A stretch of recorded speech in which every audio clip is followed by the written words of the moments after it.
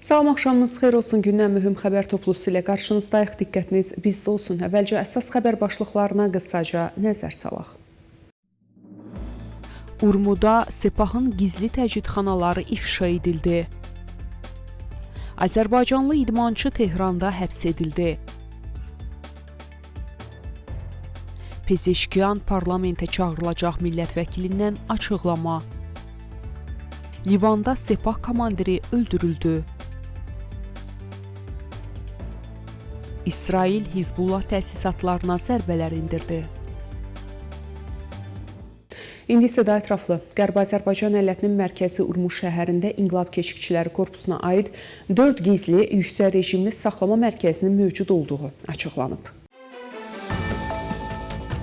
Məlumatlara görə Urmuş şəhərindəki bu təşkilatın 2 hərbi kazarmasında İnqilab Keşikçiləri Korpusuna bağlı 4 gizli yüksək təhlükəsizlikli saxlama mərkəzi müəyyən edilib. Əl-Mehdi kazarmasının içərisindəki 81 Ramazan və 9 Dey saxlama mərkəzləri, eləcə də Malik Əştər kazarmasında 7 tır və Xeybər saxlama mərkəzləri tamamilə gizli yüksək təhlükəsizlikli mərkəzlər kimi fəaliyyət göstərir. Bu saxlama mərkəzləri məhkəmə nəzarəti xaricində və hüquqi şəffaflıq olmadan fəaliyyət göstərir və vətəndaşların siyasi məhbusların saxlanıldığı yerdir.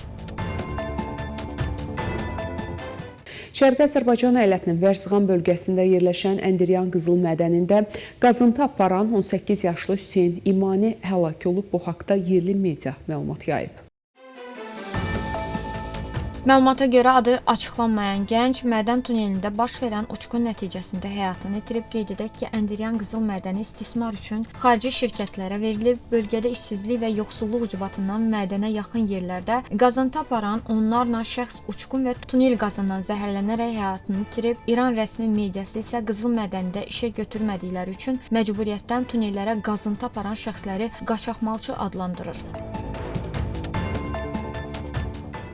Dekabrın 24-də təhlükəsizlik məmurları Tehranda yaşayan milli fəal və bodybuilding çempionu Əlirza Şahinmehrini həbs ediblər. Bu barədə insan haqları fəalları məlumat yayıb.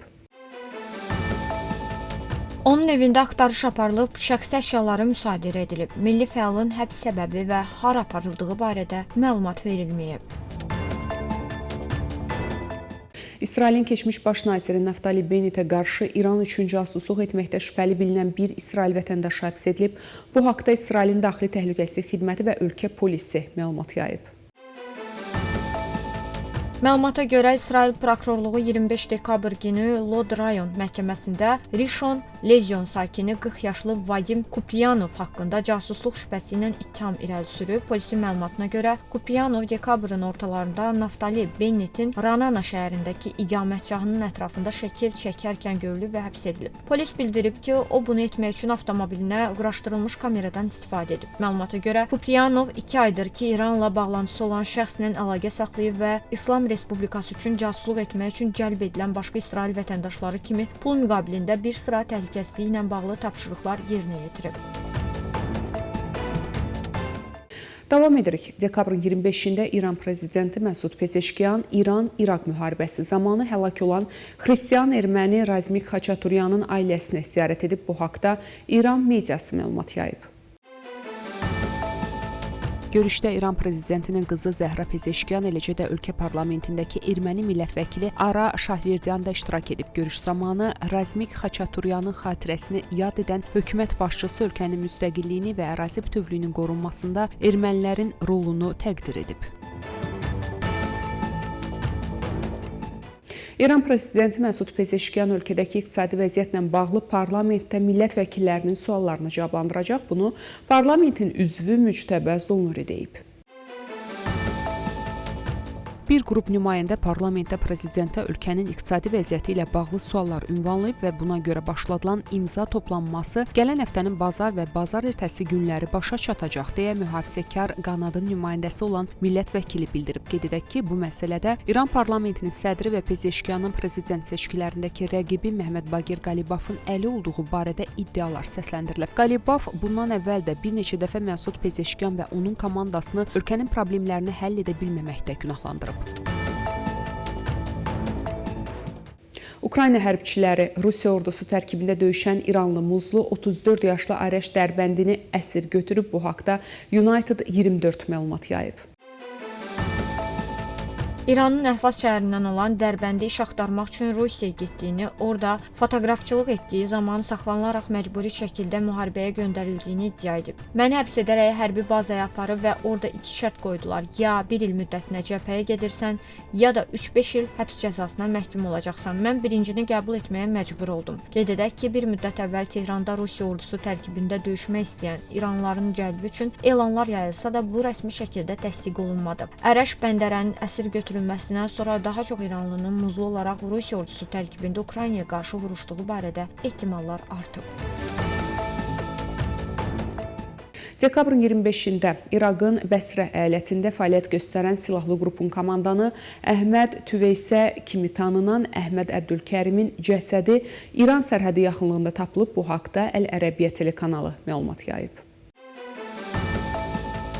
Məlumata görə cəsəd Bəsrə ərazisində sərhəd zonasına yaxın çay kənarında aşkarlanıb. İraqın təhlükəsizlik mənbələri bildiriblər ki, çaya atılan cəsədin üzərində 8 güllə yarası olub. Əhməd Tüveysə Bəsrə əyalətində İranla əlaqəli yaraqlıların komandiri kimi tanınırdı. Onu zabit olduğu və ölüm dəstəsi adlandırılan qruplaşma bir sıra siyasi fəallar, jurnalistlər və yerli məmurlara qarşı məqsədyönlü sui-qəsdlərlə ittiham olunub. Tüveysə İraq məhkəmə orqanları tərəfindən axtarışda idi və 2020-ci ildə Bəsrədə keçirilən etirazlar zamanı jurnalistlərə və fəallara qarşı qətllərdə iştirak etməkdə günahlandırılırdı. O, Sepahın öldürülən keçmiş komandanı Qasım Süleymaninin İraqda yaxın adamlarından biri olub.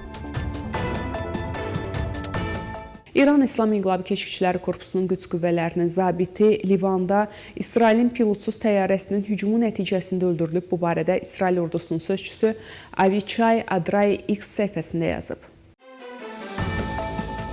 Biz İslam İnqilabı Keşikçiləri Korpusunun xüsusi təyinatlı qüvvələrinin tanınmış zabit Hüseyn Əl-Cavahirini məhv etməyə müvəffəq olduq. O, bu səhər Beka vadisindəki Xoş Əs-Seyid Əli şəhərində avtomobilə zərbə nəticəsində öldürülüb deyə sözçü bildirib. O qeyd edib ki, İran komandiri son illərdə Suriya və Livanda İsrailə qarşı əməliyyatlara rəhbərlik edib.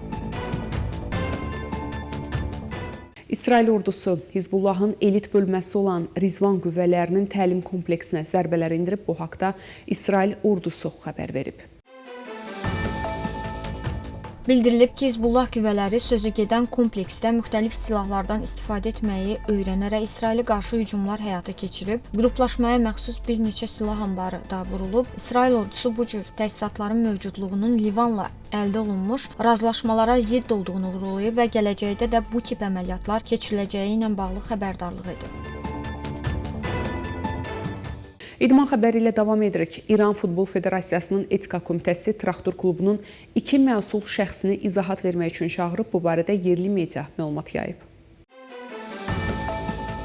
Məlumata görə Traktor klubunun direktorlar şurasının sözçüsü Məhəmməd Həsən Nəcad və klubun media məsulu Kərim Camalının dekabrın 27-sində Etika komitəsində olmalarını tələb edib. Bu, dekabrın 18-də Təbrizin Səhənd stadionunda Tehranın Perspolis komandası ilə Traktor komandası arasında keçirilən görüşdəki hadisələrlə bağlıdır. Perspolisin iddiasına görə həmin görüş zamanı Tehran təmsilçisinin oyunçuları və baş məşqçisinə qarşı təhqiramiz ifadələr işlədilib. Qeyd edək ki, dekabrın 18-də Təbrizin Səhənd stadionunda keçirilən qarşılaşmada traktor azarkeşləri bundan əvvəl Tehranda Azərbaycanlılar və türklərə qarşı səsləndirilən təhqiramiz ifadələrə cavab şüarları səsləndiriblər. Bu, həm də İran Futbol Federasiyasının bütün türklərə qarşı səsləndirilən şüarlara görə Tehran təmsilçisinə qarşı heç bir cəza görməməsinə etiraz reaksiyası olub.